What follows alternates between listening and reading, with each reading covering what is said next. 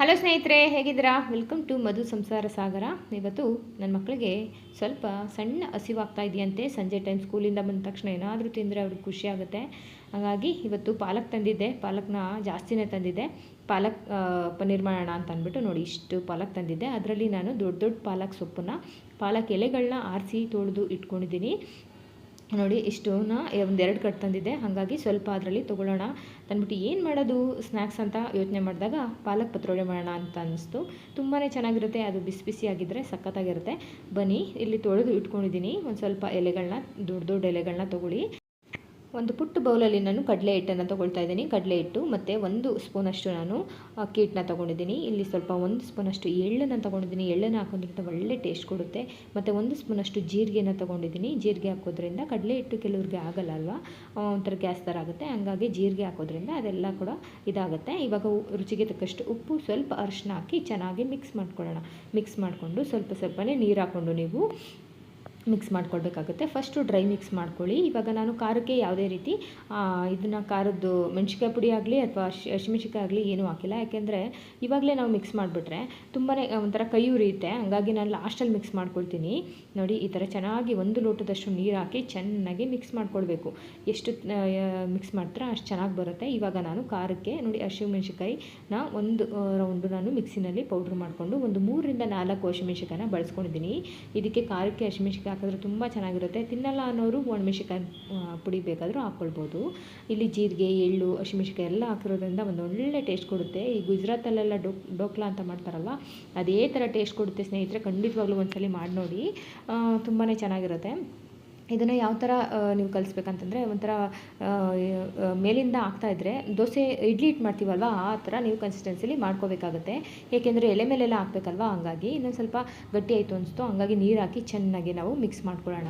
ಇದನ್ನು ಒಂದು 10 ನಿಮಿಷ ಕೂಲಾಗಿ ಬಿಡೋದು ಆ ಥರ ಏನೂ ಇಲ್ಲ ಸ್ನೇಹಿತರೆ. ಇಮಿಡಿಯೇಟ್ ನೀವು ಮಾಡ್ಕೊಳ್ಬೋದು. ತಿನ್ನೋದು ಅಷ್ಟೇ, ಕೂಲಾದಮೇಲೆ ಅಷ್ಟು ರುಚಿಸಲ್ಲ. ಇದು ಬಿಸಿ ಬಿಸಿ ಇರಬೇಕಾದ್ರೇ ಟೀ ಜೊತೆಗೆ, ಕಾಫಿ ಜೊತೆಗೆ ಸೂಪರಾಗಿರುತ್ತೆ. ಒಂದ್ಸಲ ಟ್ರೈ ಮಾಡಿ ನೋಡಿ. ಅಥವಾ ಗ್ರೀನ್ ಚಟ್ನಿ ಕೂಡ ಮಾಡ್ಕೊಳ್ಬೋದು. ಇಲ್ಲಿ ಒಂದು ಇಡ್ಲಿ ಪ್ಲೇಟ್ನ ತೊಗೊಂಡಿದ್ದೀನಿ. ಇಡ್ಲಿ ಪ್ಲೇಟ್ನ ತೊಗೊಂಡು 1 ಸ್ಪೂನಷ್ಟು ಎಣ್ಣೆ ಹಾಕ್ಕೊಂಡು ಸ್ಪ್ರೆಡ್ ಮಾಡಿಕೊಂಡು, ಆಮೇಲೆ ಎಲ್ಲ ಕಡೆ ಏವನಾಗಿ ನಾನು ಪಾಲಕ್ ಎಲೆನ ತೊಗೊಂಡಿದ್ದೀನಿ. ಪಾಲಕ್ ಎಲೆ ತೊಗೋತೀರಲ್ವ, ಲಾಸ್ಟಲ್ಲಿ ಅದು ದಂಟು ಥರ ಇರುತ್ತಲ್ವ, ಅದನ್ನು ಕಟ್ ಮಾಡ್ಕೊಂಬಿಡಿ. ಬರೀ ಎಲೆ ಮಾತ್ರ ಹಾಕ್ಕೊಳ್ಬೇಕು ನೀವು. ಅದ್ರ ಹಿಂದೆ ಇರುವಂಥ ಕಡ್ಡಿನೆಲ್ಲ ಹಾಕೊಳಕ್ಕೆ ಹೋಗ್ಬಿಡಿ. ಏಕೆಂದರೆ ಕಟ್ ಮಾಡ್ತೀವಿ ನಾವು, ಆವಾಗ ಕಟ್ ಮಾಡಬೇಕಾದ್ರೆ ಆ ಒಂದು ನಾರು ಚಾಕುಗೆಲ್ಲ ಸೇರಿಕೊಳ್ಳುತ್ತೆ. ಹಂಗಾಗಿ ನಾನು ಬರೀ ಎಲೆನ ಮಾತ್ರ ನೀವು ತೊಗೊಳ್ಳಿ. ಈಗ ನಾನು ಅದ್ರ ಮೇಲೆ ಸ್ಪ್ರೆಡ್ ಮಾಡ್ಕೊಂಡಿದ್ದೀನಿ ಮಾಡಿರತಕ್ಕಂಥ ಮಿಶ್ರಣನ. ಇನ್ನೇನು ಹಾಕೋ ಅವಶ್ಯಕತೆ ಇಲ್ಲ ಅದಕ್ಕೆ. ನೋಡಿ ಮತ್ತೆ ಎಷ್ಟು ದೊಡ್ಡ ದೊಡ್ಡ ಎಲೆ ಸಿಕ್ಕಿದೆ ನೋಡಿ. ಈ ಥರ ದೊಡ್ಡ ದೊಡ್ಡ ಎಲೆ ಇದ್ದರೆ ಚೆನ್ನಾಗಿರುತ್ತೆ. ನೋಡಿ ಈ ಥರ ಹಾಕ್ಕೊಳ್ಳಿ. ಈ ಥರ ಮತ್ತೆ ಇನ್ನೊಂದು ಟ್ರಿಪ್ಪಲ್ಲಿ ನಾನು ಮತ್ತೆ ಪಾಲಕ್ ಎಲೆನ ಹಾಕ್ಕೊಳ್ತಾ ಇದ್ದೀನಿ. ಒಂದ್ಸಲಿ ಟ್ರೈ ಮಾಡಿ, ತುಂಬ ಚೆನ್ನಾಗಿರುತ್ತೆ. ವಿಡಿಯೋ ಇಷ್ಟ ಆದರೆ ಸಬ್ಸ್ಕ್ರೈಬ್ ಮಾಡ್ಕೊಳ್ಳಿ ಸ್ನೇಹಿತರೆ. ನಿಮ್ಗೆ ಏನು ಅನಿಸುತ್ತೆ ಅಂತ ಕಮೆಂಟ್ ಮೂಲಕ ತಿಳಿಸಿ. ಒಂದ್ಸಲ ಟ್ರೈ ಮಾಡಿ ಆಮೇಲೆ ತಿಳಿಸಿ ಸ್ನೇಹಿತರೆ. ಇವಾಗ ಎಲೆಗಳನ್ನು ಕೂಡ ಈ ಥರ ಇಟ್ಕೊಳ್ತಾ ಇದ್ದೀನಿ. ಈ ಥರ ಇಟ್ಕೊಂಡು ಮತ್ತೆ ಉಳಿದಿರ್ತಕ್ಕಂಥ ಮಿಶ್ರಣನ ನಾನು ಇದ್ರ ಮೇಲೆ ಹಾಕ್ಕೊಳ್ತೀನಿ. ತುಂಬ ಈಸಿಯಾಗಿದೆ ಅಲ್ವಾ. ಒಂದು 4 ರಿಂದ 5 ಜನ ಆರಾಮಾಗಿ ಒಂದು 2 ಈ ಒಂದು ಪತ್ರೊಡೆನ ತಿಂದರೆ ಸ್ವಲ್ಪ ಹಸಿವು ಕಮ್ಮಿ ಆಗುತ್ತೆ ಅಂತ ಏನು ಮಾಡೋದಪ್ಪ ಅಂತ ನೋಡ್ತಾ ಇದ್ದೆ ಈವ್ನಿಂಗಲ್ಲಿ. ಇದು ಹೊಳಿತು, ಹಾಗಾಗಿ ಇದನ್ನು ಮಾಡೋಣ ಅಂತ ಅಂದ್ಬಿಟ್ಟು ನಿಮಗೂ ಕೂಡ ತೋರಿಸ್ತಾ ಇದ್ದೀನಿ. ಒಂದ್ಸಲಿ ಟ್ರೈ ಮಾಡಿ ನೋಡಿ. ಯಾವಾಗೋ ಒಂದ್ಸಲಿ ಅದಕ್ಕಿಂತ ಬರೀ ಕಡಲೆ ಹಿಟ್ಟನ್ನು ಬಳಸಿ ನಾವು ಬೋಂಡಾ ಬಜ್ಜಿ ಎಲ್ಲ ಮಾಡ್ತೀವಲ್ವ, ಇದು ಒಂಥರ ಡಿಫ್ರೆಂಟಾಗಿರುತ್ತೆ, ಚೆನ್ನಾಗೂ ಇರುತ್ತೆ. ಒಂದ್ಸಲಿ ಟ್ರೈ ಮಾಡಿ ನೋಡಿ. ಪಾಲಕ್ ಸೊಪ್ಪು ತುಂಬಾ ಒಳ್ಳೆಯದು ಆರೋಗ್ಯಕ್ಕೆ. ಮತ್ತು ಈ ಕಡೆ ಸ್ಪ್ರೆಡ್ ಮಾಡ್ಕೊಂಡಿದ್ದಾಯಿತು. ಇವಾಗ ಇಡ್ಲಿ ಒಂದು ಪಾತ್ರೆಯಲ್ಲಿ ನೀರನ್ನ ಕೂಡ ಕಾಯೋದಕ್ಕೆ ಒಂದು ಸೈಡಲ್ಲಿ ಇಟ್ಕೊಂಡಿದ್ದೀನಿ.